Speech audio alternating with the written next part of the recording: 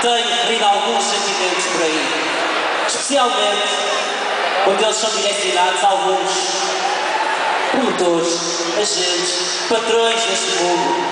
Será? E porquê?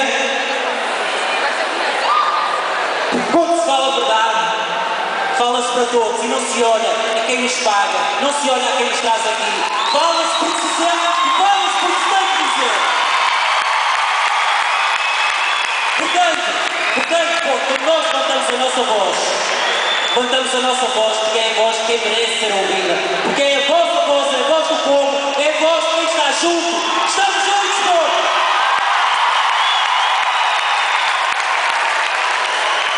A próxima música levanta-se exatamente contra esses patrões que nos põem nas crises, que nos confundem, que nos enganam e que dizem que nós não podemos fazer nada.